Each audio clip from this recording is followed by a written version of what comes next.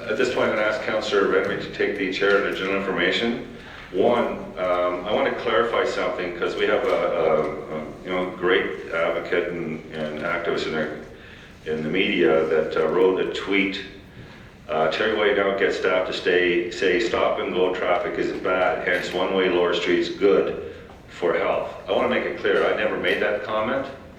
As a fact check, a media has responsibility to be responsible. Can I ask staff, is that what I said? Could anyone indicate that I say? No, it's a fact find because I understand latitude, but they have to accurately reflect what is actually being said at these committees. And I want to provide clarity. The other question, Mr. Chair, is that, and I guess this was to Martin White. Emergency vehicles, they're provided under the Highway Traffic Act with their lighting systems and that, and for emergency services. They put the lights on and cars have to pull over, is that correct? They allow their passage through? That's correct. Could I ask then, in the LRT, we designed the one lane to ensure that ambulances and emergency vehicles can go over the abutment, is that correct? I'm not sure, I haven't seen the current LRT alignment for a while. Yeah, my understanding that is the case. So we're conscious of the fact that there could be a problem if there's a jam up in that lane and provided the opportunity for emergency vehicles to drive over some kind of a demarcation because of the level. So I wanted to authenticate that because the question I have and my community has had as a result of seeing an ambulance stuck on, I believe it was Herkimer on last Friday. What is the, in the current design, where do people pull over? Well, presuming that there may be some parking spaces available, they can pull off the road in that fashion. They can pull through the throats of the intersections, turn out of the way of the ambulance coming down the street. There's a few options, but I haven't heard directly, personally, from the ambulance people myself, although consultation has been occurring over the last little while. So you're indicating that there's adequate room for vehicles to pull over to allow the ambulances through. Can you actually identify those locations at the next meeting? Because certainly I went through there and other than the intersections, if those cars are all parked, there's no place for anyone to pull over to allow an ambulance through. So how do we accommodate? Here's the concern. The ambulance is, there's a direct route to St. Joe's Hospital. It serves the West Mountain. It comes down Queen Street. Herkimer's the most direct route to the hospital. Are you putting lives at risk here? I'm not going to answer that question, Councillor. The next question I have is on garbage. I did talk to the Supervision of Garbage and Collection. So my understanding is certainly if they're collecting garbage in that lane, that no traffic moves until that garbage truck leaves. So can I ask, it's also my understanding that the garbage collectors have to carry garbage a longer distance from the sidewalk through the parked cars to put it into the garbage truck, or if you move the garbage truck into one of those turning lanes, they still have to travel a greater distance. Have we done an assessment on occupational health and risk in regards to the service level? And is there any cost implications as a result of this? Through the chair, I'll tackle that one. In terms of impacts to staff, they currently now have to walk between parked cars to get to pick up garbage. So the extra distance that they have to walk on the one side includes the cycling lane. So they do that now. I believe that you did have a chance to talk to Steve Bailey, our superintendent of waste collection. We're not identifying at this point in time any unusual or atypical situations. We're certainly not promoting, we're very concerned, let's say, on any health and safety, so we're not envisioning or encountering anything that's jeopardizing that priority to maintain that our staff are safe. So at this point in time, we seem to be working along all right. Should you acknowledge they also identified that they would prefer to have parking exemptions on the day that they collect garbage on those days? Through the chair, I think with this particular situation, we are recognizing that this is, the early weeks into this particular installation. There have been comments, I think you made at the last, about potentially looking at some opportunities around, are there different things that can be done there? Obviously, if there was a parking restriction, vehicles are queuing behind our vehicles. They are queuing behind the recycling vehicles. That's the nature of the situation. If there are changes or recommended changes to configuration or timing, we'll look at what we need to do operationally to make sure that we're trying to mitigate impacts to the residents and community to the best of our ability. So I appreciate that. But this is a comment stage. I think Martin indicated this was an experiment, so I am providing you some of the concerns and issues that have been raised. Darts, currently, my understanding, they don't carry or pick up clients in that corridor, but it's a service level issue. And when they do, they have some restrictions. They can't back vehicles in or out of driveways and so forth. They do curb pickup for people with disabilities to access the Darts vehicles. How is that accomplished in this design? Well, first there was parking on both sides of the street before this bike lane went in and subsequent to the bike lane going in, so they would have still collected or been having to load people with parked cars in their way. And as there is no Darts pickup on the street, I don't know the answer to your question. So the Darts would stop in a live lane, like the garbage truck, have their people load in the live lane, because there's no pullover, right? Let's be clear, there's no pullover because you haven't designed for any opportunity for pullover. So they would actually load passengers on the Dart system in the middle of the lane while traffic is queuing. Is that what we envision for a service level on that street? Well, many of those homes have driveways, and I would presume that that would be the first option, that they would pull into the driveway and load from the driveway. They can't, under the requirements, they can't back in or back out. Well, I'm unaware of that circumstance. I'm just saying that if there's a means of getting off street, I would hope that that would be what they did first. Anyway, it's a service level concern, and I want to make sure that unless we're planning to build streets where our people with disabilities have a challenge and put workers at higher risk, I need to understand what and how much discussion took place regarding that. Snow removal. So I know that in discussion with snow removal, and we haven't experienced it yet, and we're yet to, one of the comments was that there's concerns about snow storage, and the fact that there probably is enough snow storage, one, and two, that you more likely would have to do snow removal. Also indicated that there are plans to make the appropriate adjustments to accommodate this particular design that may require some parking exemptions or other tools. Is there a cost implication, or we have to yet measure that through this winter? And were those cost implications to this design approved by this council? So through the chair, in terms of snow removal, there will be 2 windrows created through our winter control operations, and it will be necessary for us to remove that snow at certain points over the course of the winter so that they do not encroach into the traveling lane. Can we guesstimate how often we need to do that? It's very much going to be weather contingent. We may see 3, 4, 5 times to do that.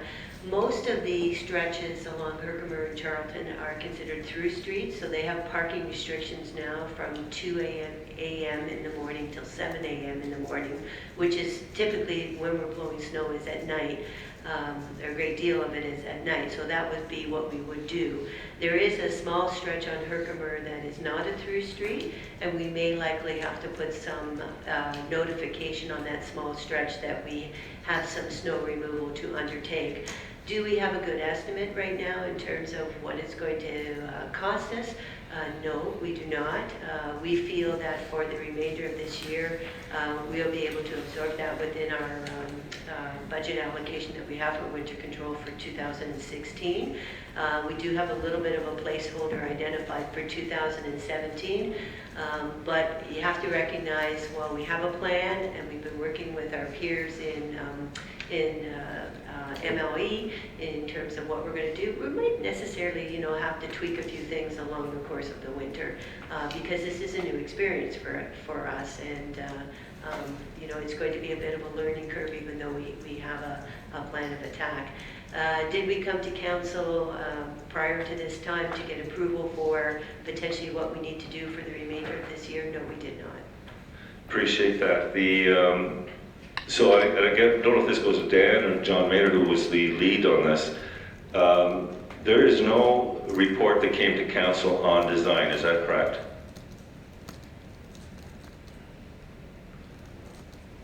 Through you, Mr. Chairman, no, we did not make specific report to council that outlined the lane arrangements. Are we still trying to measure? Because I'm not sure if this is an experiment or a pilot. So could somebody provide clarification on the difference between the two? Through you, Mr. Chair, I would say pilot versus experiment. It's an almost interchangeable term. I think the thing is, it's a new lane arrangement, if you will, in Hamilton.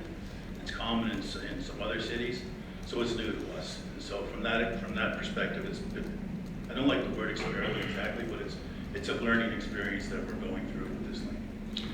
Now, can I ask consultation?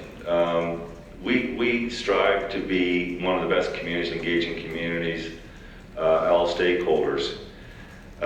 This is a collector street, is that correct? Charlton and Herkimer, are they collector streets? They are collector streets. Can you define to the chair what that means? It means that, in essence, it is the street from which you exit local residential streets and collect the traffic together to exit in onto an arterial street system or to reverse it back onto the local street system. It connects arterials and locals. So when you look at the amount of traffic coming from the mountain down Queen Street Hill on Herkimer, are they legally using Herkimer Street? Are they legally using Herkimer Street? And are they part of the rationale for Herkimer being a collector street? All vehicles may use any street in the city of Hamilton. I'm talking about the function. Through the chair, I'm talking about the function of the road. You made it sound like it was just for local collection, yet at peak hours that there's a significant amount of traffic that are not from that neighborhood that are utilizing that road work. So I'm trying to understand that, again, the definition of collector and the function of that road as it stands for many years and currently. Traffic from the mountain is and can and may legally use that roadway. How does that factor into the definition? We'll have to pull that exact definition. I don't have that here with me from the Hamilton official plan. I appreciate that. So help me understand back on the consultation then. On a roadway that is a collector roadway that clearly services many stakeholders, taxpayers, hard working families, mothers and fathers across this great city of ours, how are they, was there any picks on the mountain with this design so that you could solicit their input? I don't believe there were. They were in Ward 1 and Ward 2. So knowing that this serves as a broader community, no consultations took place outside this immediate neighborhood, is that correct? Through the chair. I believe that the picks were available to the citizens of Hamilton. I'm not sure how they were advertised. The Ward 1 and Ward 2 office was very open in inviting people to those PICs. So was it advertised in the Mountain News?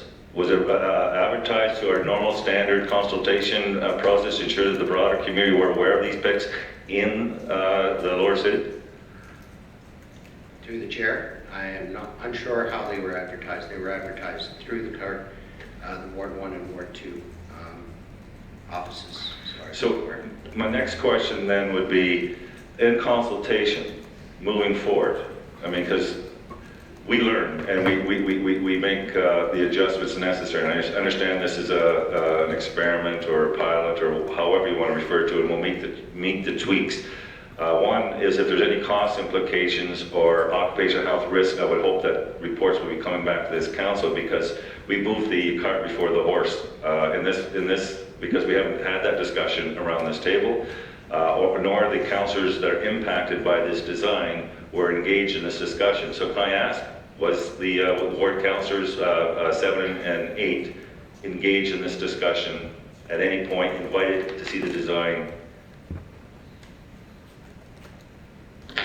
Through the chair, I'm unaware who was invited to the PIC. Thank you. Now, moving forward, can I understand, if we're striving to be a great community for engagement, and we're going to shift a road network that has broader implications than the local neighborhood, do we feel it's fair to just localize the consultation? Or will we make the adjustments to ensure that all of those that are impacted will be part of that process? Through you, Mr. Chair, I think you've, through the chair, I think you've raised some important issues today, and you had some good questions, and I think as this is a learning experience for us, we're going to take this back, and I think we'd like to respond to all your questions at a later time. Appreciate it, and I want to re-emphasize, I support the experiment. I've made a commitment to work with the ward councillor towards some of the tweaks.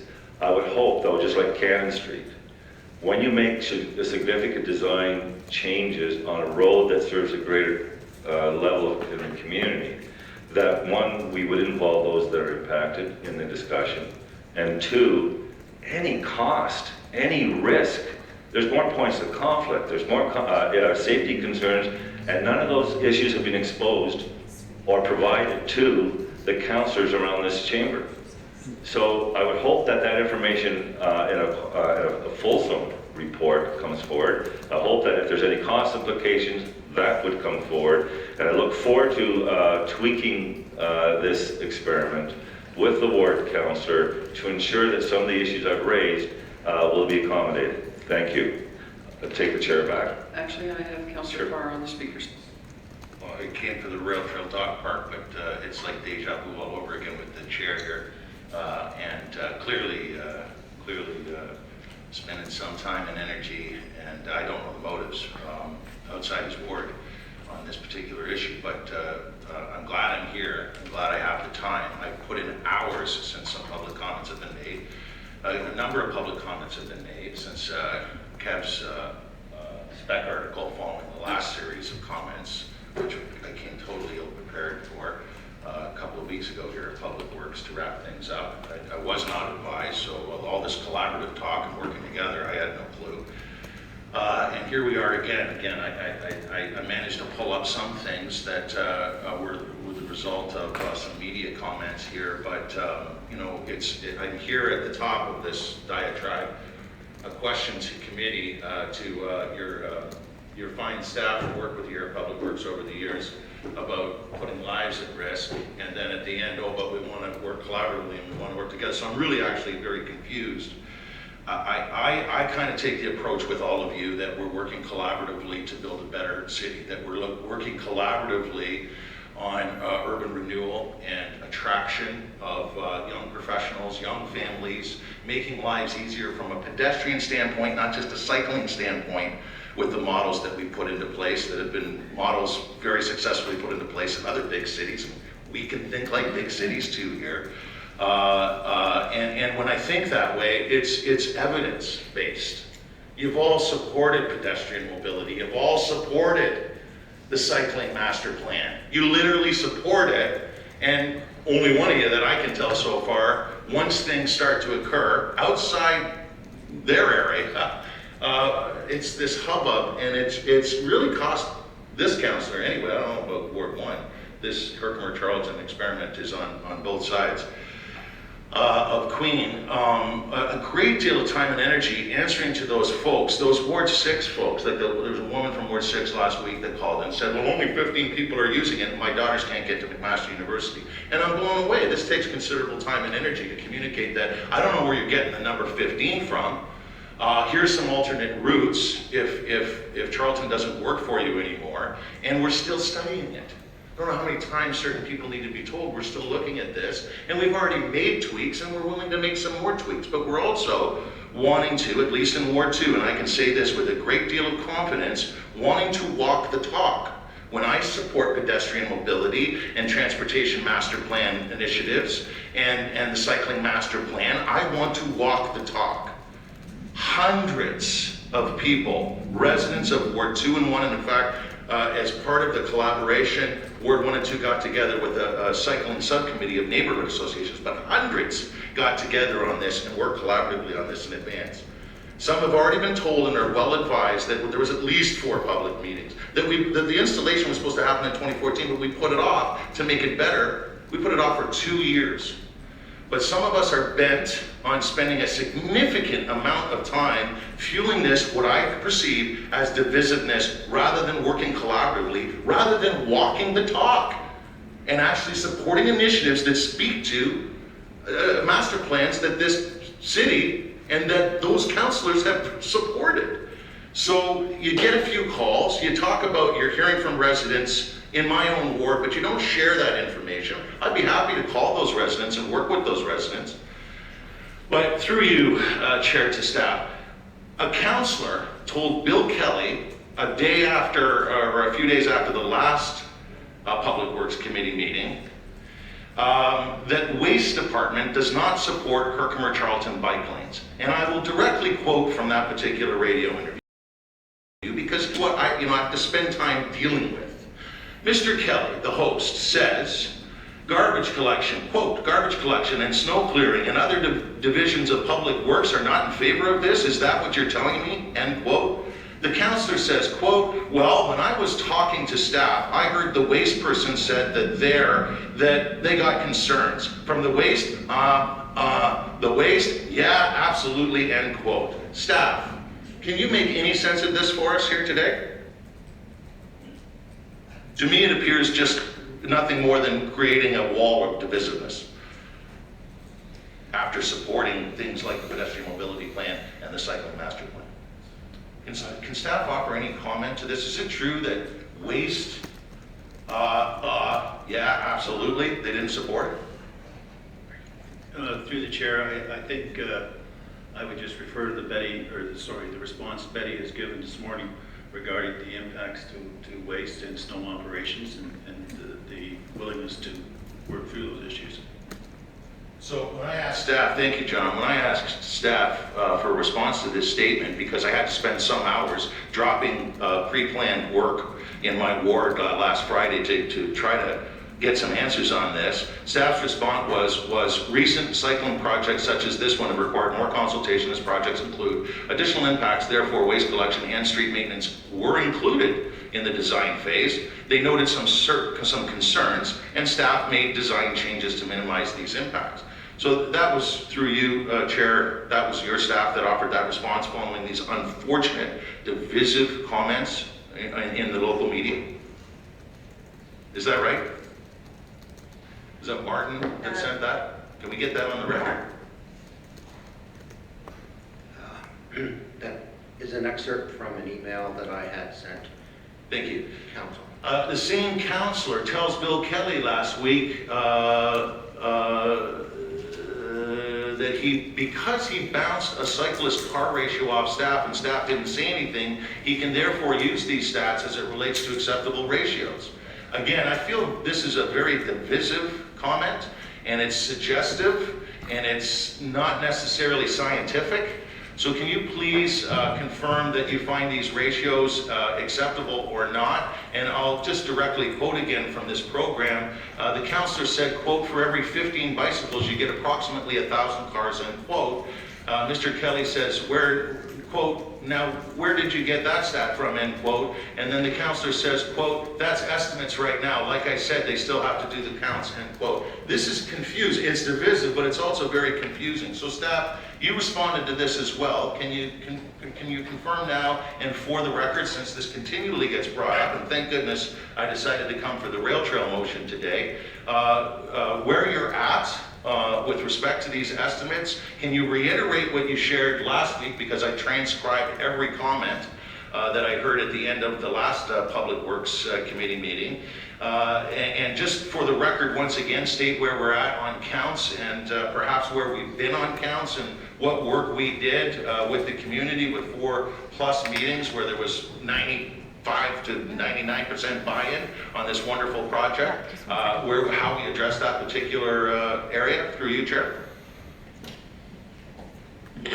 Through the chair, traffic has requisitioned counts for bicycles and vehicles to occur in the very near future to do the after assessment on the implementation of the bike lanes on Charlton and Herkimer. And thanks to the many local citizens that are catching this stuff, that are demanding of me here in Ward 2 to follow up on some of these divisive comments, who raised the hammer, produced just 1 week of bike share trips on Herkimer Charlton since the installation in June. And found that there are a total on Charlton of 756 and from the 15th of August to the 19th on Charlton, 756 just Sobe trips, and 564 on Herkimer. Did you have a chance to look at that to verify those numbers through you, Chair, to Martin White? And does it sound realistic to you?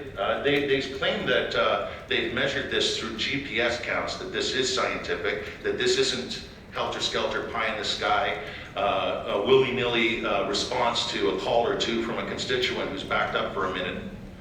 Through you, Chair, to Martin. Through the chair, traffic has not done any work with the SOBI information. We know it's available. It was going to be and will be included in the assessment. Great. Oh, that's really important, because just SOBIs alone counter some of the things that we're hearing in these divisive comments. Also, there was a comment made that a car door was smashed off as a result of this project, and we hear some more chatter, divisive chatter about accidents and so forth. Can you speak to that? I couldn't find any evidence. Through you, Chair, did you? Through the chair, I'm not aware of any collisions on those stretches of roadway since the implementation that are related to the bike lane. Well, why would you make comments like that? What motive? What motive have you when you publicly make comments like that? What possibly is your motive when you make comments like that? Are you trying to create a world here in Hamilton where we work collaboratively and we work together? Are you trying to say, yeah, I supported those initiatives, whether it was the transportation master plan or the cycling master plan or the pedestrian mobility plan, I supported that stuff, and I continue to support it now? Or are you saying I supported that stuff, but I'm going to make these comments because, as it turns out, there's a few people that aren't happy, so whatever I can do to build a wall between those initiatives, those canceled, ratified master plan initiatives, what I did then and what I'm seeing now? It is bewildering. It is not productive. It's not helpful. And it's just building a divisive wall. And you can talk about, oh, I'm going to work with the ward councillors and we're going to make this better, all you want in one breath, but when you open with, oh, you're killing people or whatever that line was, let me quote it, because, we got to be careful when we're talking about, quote, are we putting lives at risk, end quote.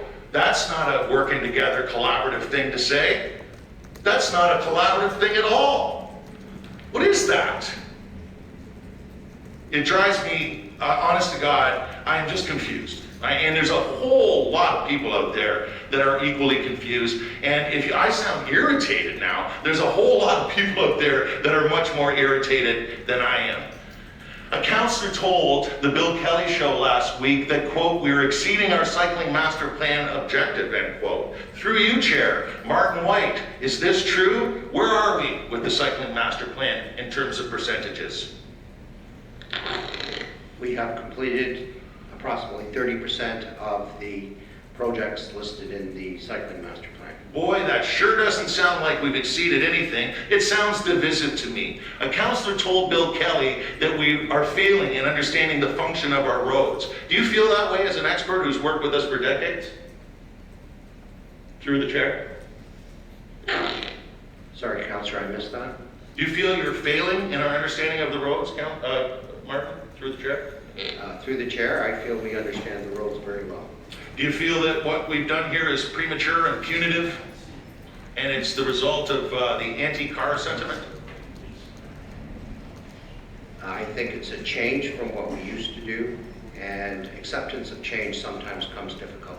Absolutely, but we can be strong and we can work collaboratively and work together, whether it's with the Ward 2 councillor and his Ward 2 residents or anybody else from across the city, a woman who's concerned about her daughters getting to McMaster University from Ward 6, or I haven't heard from anybody in Ward 8, but I'm more than happy to take that call to talk about how we can continue to work together, or they're always welcome to work with us in the many, many meetings we have in Ward 2 with respect to bringing ward vitality, answering the call from those young professionals, those seniors who don't feel safe sometimes walking on sidewalks, and trying to better understand that we don't do these things willy-nilly.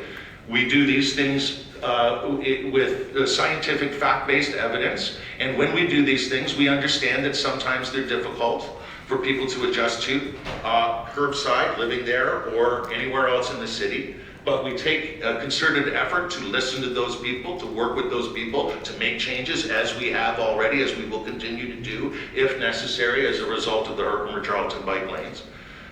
But I'm very, very concerned that we're sending these mixed messages, we're creating this divisiveness. We've done it again. I've participated now in defense of actions that I feel are inappropriate. They've happened in the past, they've happened before, and I've sat quietly, or I've discussed quietly with this certain councillor and shared with this certain colleague and friend that these divisive comments cause great consternation with those people in the ward who work very hard with their neighbors, with their neighborhood associations, with people who are directly or indirectly affected in achieving positive change that directly relates to initiatives this council and previous councils supported. Master plans like the cycling master plan that we've supported. It causes great consternation, and it takes up a great deal of time. And to me, it appears takes a great deal of time to be that divisive voice as well. I don't know where you find the time. I really don't, considering it was just a few years ago that we offered 2 full-time staffers for a couple of wards to help assist with the workloads, and yet it seems to me a great deal of workload is happening outside of those wards. So anyway, I can go on. And this is just scratching the surface. This kind of stuff ends up on the public record, and I'll tell you, you ain't fooling my public. And I am not going to sit quietly anymore. Thank you. Councillor Whitehead. Madam Chair, I can understand why the good councillor is upset, because when facts speak for themselves, it's very hard to understand and appreciate. The reality is that there is no place for vehicles to pull over when the ambulance is stuck between parked cars, period. That's reality. People see it, they understand it. My people understand it, appreciate it. You know what the sad part is? I support the bike lane, you're right.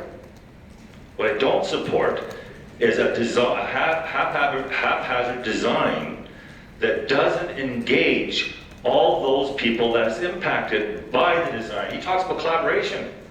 Where in the heck is the collaboration when you unilaterally work in a vacuum outside of all stakeholders to make and create a design without sharing it? I don't know what his definition of collaboration is. It's certainly not mine when you leave major stakeholders out of the process. We've already had confirmed that there was no consultations or picks on the mountain. We've already heard that there was no information and design provided to the ward councillors.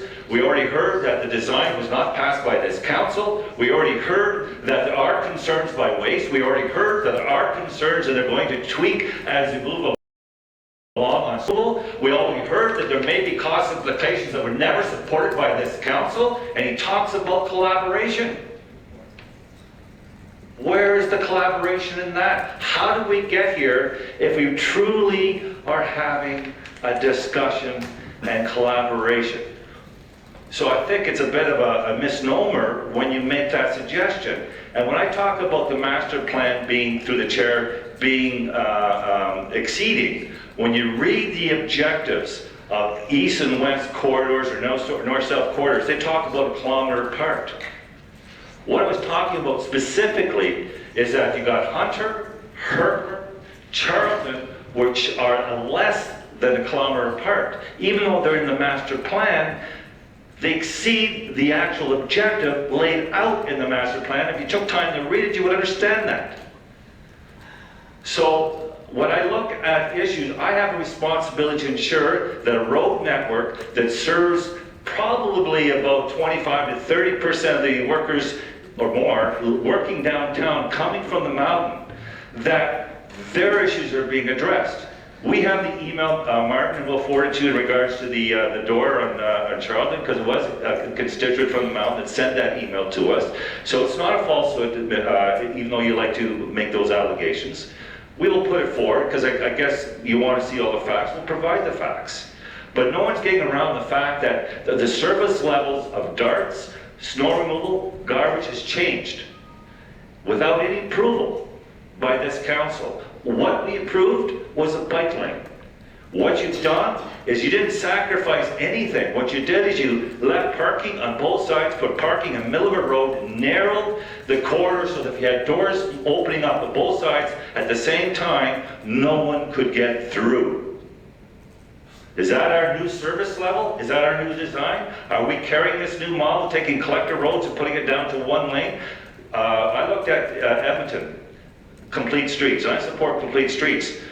But they understand functionality of road network. It suggests that at peak hours and peak hours coming from the mountain, that Herkimer doesn't provide a greater level of service for many of those coming downtown to work is disingenuous. So if we understand that and acknowledge that, then where is the collegiality? Where's the collaboration that involved them in this discussion? So I'm all willing not to crash this particular experiment, but to prove on it. I've already made that commitment. But every question I asked here was a legitimate question to be asked. There was nothing deceptive. And by the way, the ratio is significant between bikes and cars. You know that, so let's not play this game. 70%, and this is staff's own reports, of people in the lower city, never mind 90% of the burbs, 80% of the mountain, use their vehicles to get to work. That's a survey provided by staff. I didn't produce it. So why don't you suggest that I ask questions and I put ratios out that's divisive? No, it's not being divisive. It's about making the best of what we have and ensuring that all concerns, all issues are being addressed. That is how we do business. Are we now at the point that every time you have a criticism, it's divisive? So just shut up. Don't say a thing, because if you do, it's divisive. I guess we just should not criticize anything at this point, because I guess it could be attributed as being divisive. Is that the direction we're going in? I don't think so. I think I have responsibility, fiduciary, morally and ethically for my community to ensure that these questions are asked. They might be tough questions, they might be a little uncomfortable, but they're questions that need to be asked because my community is demanding it. If you take a look, it's not at Mountain News and the Spectator and see a number of letters that talk about Charlton and Herkimer to suggest that only a couple people are concerned about it is like suggesting that the majority of people support LRT. We know that's not the case. So all I want to do is identify the issues, put it out there, like I said, the good, bad, and ugly, and then work towards where your community deserves a safe street. No question about it. Yes, we want to implement the bus lane, or the bike lane. But how do we do that so we can ensure true collaboration, understand the impacts, and how we address those impacts? And we haven't done any of that. So we could talk the talk about collaboration, Madam Chair. But let's walk the walk. Thank you. Councillor Farr. So I never, just again, typing away vigorously as Lori, I never suggested only a few people were concerned. I just heard that, never suggested that. This is different, this is new. You all know, especially you wily old veterans, know that when you change anything, change is difficult for people. Change is hard. And we're the leaders, and we have to defend those actions. And we have to do it with facts. I told you in my rant, and I apologize, Public Works Committee and staff especially, who have been great, if I got into you, if I got too heated. But it's cost a lot of time and effort here, and my frustration is that a lot of it didn't need to happen.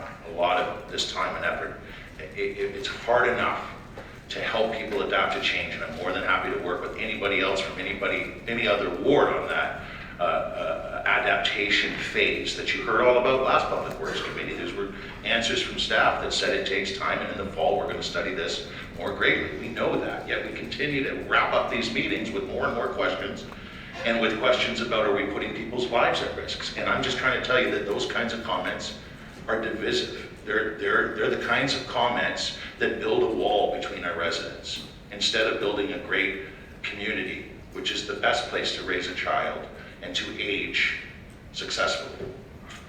I never suggested that only a couple of people were concerned. I knew, all of us in the community, the hundreds that worked on this, knew that it was going to take time. We're going to be changing Park in Herkimer soon, taking away 6 parking spots, so we have that daylight triangle and making it safer. You know, it was new to us too on staff, not just the community, and they've been great. Tyler, Mark, Fergie, everybody, they've been great. And they continue to be great, and they understand. And they'll understand it even more after today. And as for, you know, Stone Church, just one example. I'm up there now and again.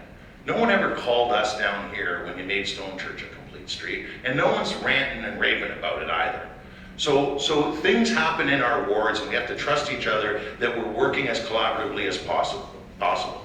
And when you're particularly around public works and its infrastructure changes to our road network, you got a bit of an edge. You can see in advance when things are coming.